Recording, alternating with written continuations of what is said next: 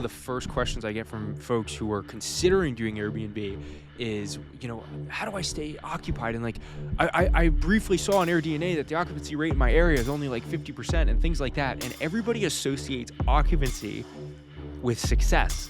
And you and I both know occupancy means jack shit. Hey, welcome to Airpreneur. My name's Adam. This is Vince. We run a 31-unit Airbnb portfolio. Today, we're going to be talking about how you as a beginner can get into Airbnb and some of the common mistakes and trends that we see. So, Vince, what advice would you give to somebody looking to start their first Airbnb but feeling overwhelmed? Maybe somebody who hasn't done real estate before, they have a 9-to-5, they have a family, they're looking to get into this, they don't really know where to start, they don't know the priorities, they're seeing all these different softwares, all these gurus, all these things online. What advice do you give to them? I'm going to give the same advice that I would give anybody who like joins our mentorship, who like we've coached personally, is focus on your lane. I think everybody jumps into Airbnb and their mind immediately goes to all of the other aspects of the business. Like not just getting a property, but it's like, okay, for example, let me give you an example. Like week one, sometimes students will give us questions where they're like, hey Vince, I was thinking about it. And like, like when I land my first property, like how do I, what kind of like message do I need to put out to find a good cleaner? And then like, how do I vet out good photographers? Yeah. And I'm just like, dude, you haven't even landed a property yet. Like, let's take this one step at a time. So I like to break it down into 3 tiers. It's property acquisition, right? Mm-hmm. Step 1, then property marketing. And then third would be property operations, right? If you haven't even landed a property yet, there's no reason to be worried about operations and cleaners and 100%. Marketing and stuff like that. So that would be my advice is like focus on the first thing. Then the first thing is finding the right property.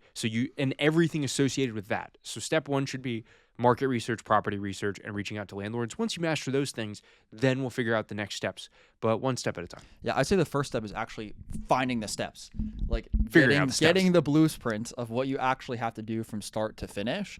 And I think I see a lot of people that start, not just this business, right? They start other businesses and they have their logo, they have the LLC, they have the website, they have the business plan, they have the 5 partners they want, they have the timeline in which they want to do everything. They've literally done everything except take any real action. Yeah. Like that's not real action. Anybody can get an LLC or a logo. Like that's not going to make you money. That's not going to help you get your rentals. Like you got to start learning some actual skills that are going to help you. And I think the most important skill for a beginner in short-term rentals to learn is how to speak with landlords and how to convince them to let you run their property as a short-term rental company.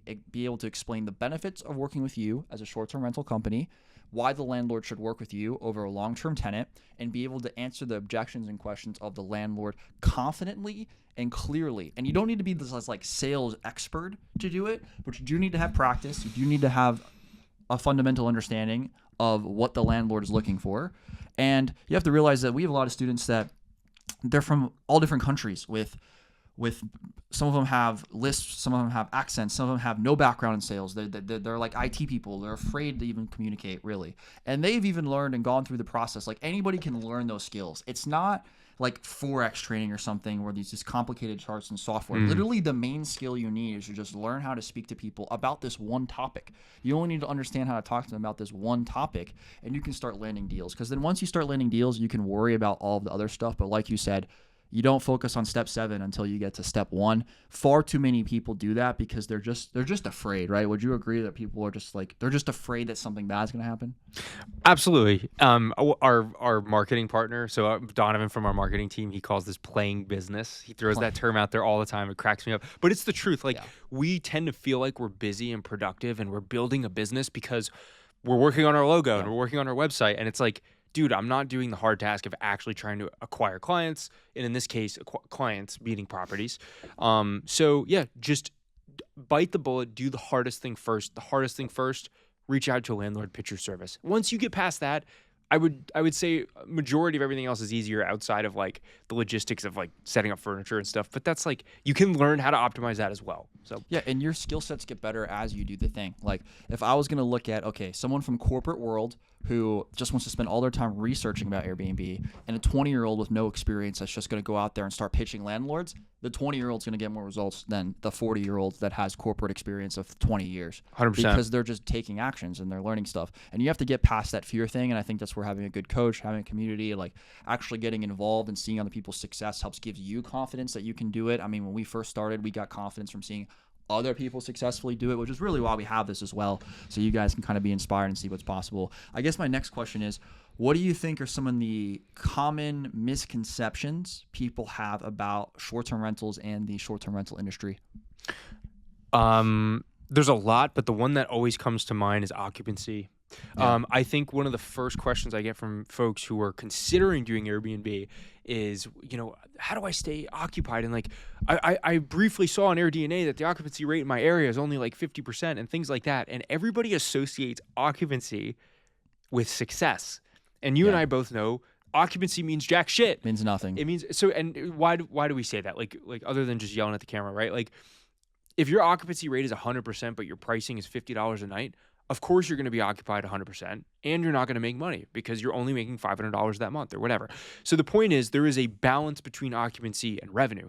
I would rather be occupied only 20% of the month, but every single night was $500 a night, right? Because now I made money, I'm profitable. I had to host less guests, so I did less work. Yeah. So I think finding the proper balance of occupancy and revenue is key. So part of the way that we do that, part of it is using software like PriceLab, so pricing software that automatically fluctuates the pricing for you based on demand, but then also having a good, understanding of the market, understanding how to price your unit effectively, market it effectively. So there's a few other components to it, but the point is occupancy alone means nothing. There are other factors. I'd rather be booked less with higher revenue bookings. Would you agree? I agree, and I think that there's just a lot of ways you make money. Like, it's not just occupancy. This is the mistake that everybody thinks with short-term rentals, where they're like, oh, the occupancy rate in this area is only 50%. Well, like, you can have 50% occupancy and still be really profitable. First off, if you're what's called an average daily rate, the amount that you're charging per night is really high, then you can have less occupancy and make more money. But you're also making money on a lot of other things. You're making money on pet fees. So every time someone brings a pet, you're charging. Ideally, you get 1 to 2 pet fees per month. So that's an extra $150, $200. Then you're also making money on early check-ins and late checkouts. So basically, if you have a proper cleaning team, you have everything established correctly, you can incentivize your guests and ask them if they want to pay an extra $30 to check in 2 hours prior, or they want to pay $30 to check out 2 hours later. And granted that your cleaning team can do that, you're going to make extra money on that as well. You should be making at least another $150 to $200 a month on early check-in, late checkout fees. That's an extra $400 right there. So even if your occupancy, you're only making $600, after all these fees, you're now making $1,000. However, there's other ways as well. Like, every time something breaks, you can file claims from Airbnb, or if someone breaks your house rules. So if someone smokes, you can file claims and make $1,000 off of somebody smoking, which is basically, a huge amount of money. That's basically a whole another month's worth of profit. You get a few of these claims over the course of a year, you're making an additional $4,000 to $6,000 more per year. So there's just a lot of ways that you can do it and maneuver the numbers to still make money that has nothing to do with occupancy. And this is what people don't understand about short-term rentals, is that it's really, like you said, it's not just about occupancy. Right. Another one I want to bring up and get your thoughts on this as well is that what's called the Airbnb bust that people have been talking about over the last year. I've seen like a lot of, people and media talking about it, like these IG channels and stuff talking about the Airbnb bust, basically saying that, Airbnb is less profitable than it was and people are leaving. And I think this is a little ridiculous because, first off, if you go to Facebook and you look at an Airbnb short-term, they're called short-term rental groups. You look up short-term rental groups. I just want to make sure your cable is still good. You're good. Yeah. You look up short-term rental groups and you click on one, everybody's going to be complaining. Oh, my house got smoking. Oh, the things got broken. Oh, I'm not making as much money as I used to. It's because they're not professional operators. Short-term rentals is not something that you can just throw up a listing, take pictures with your phone, and expect you're going to make money. They didn't even understand the concept of early checkout, late checkout, pet fees, everything I said already, smoking claims, all these things. And if you don't understand that, you're not going to make money. So what's happening is there's a whole host of people, because Airbnb is doing massive marketing push. Like, would you agree that you see Airbnb ads all the time? Absolutely. Massive marketing push. So what happens is thousands and thousands and thousands of new hosts come onto the platform. They list their personal property, but they have no idea what they're doing. They don't run it as a business. This is a hobby. They're just trying to have their extra home up. So a lot of people then maybe even try to make it a business, quote unquote business, without knowing what to do. So they lose money and people are leaving, which is good, because if you're a professional operator, you're serious about it, you're maybe part of the airpreneur community, and you're actually doing what you're supposed to do, you're going to crush these people. You're going to steal all their clients, you're going to make the money, and you're actually going to give a better experience because you know how to run an Airbnb properly and what to look for and what guests want. So the guests are going to be happy as well, right? So you're going to be happy, the guests will be happy, you're going to be making more money, and that's really just kind of my disembarkment of why I feel like Airbnb bust is not even a real thing. The Airbnb bust, and I know what you guys are thinking is like, of course, these guys are going to promote Airbnb bust being false because like we do Airbnb, we teach it, we coach it, all that stuff. But there's a whole host of data out there. If you just Google AirDNA, that's an Airbnb revenue provider, a revenue data provider. AirDNA has several articles about the last few summers of Airbnb revenue data. They were among the highest they've ever been ever. Now, here's what I think attributed to the Airbnb bust, quote unquote. There are, just like you said, there are a lot of people that thought, hey, Airbnb is this cash cow. I'm going to throw my property on Airbnb. I'm going to take a few pictures with my phone. I'm going to put my extra room up, my extra house, all this stuff. And it got flooded with way more competition on the app by people that don't know how to properly run their listings, right? Now, of course, we don't do that. We don't teach that. We understand how to create high quality listings. Therefore, they make more money. But the folks that got onto the platform, the platform got saturated with way more hosts that were in the lower percentile, right? So more hosts that were not professional operators. What tends to happen?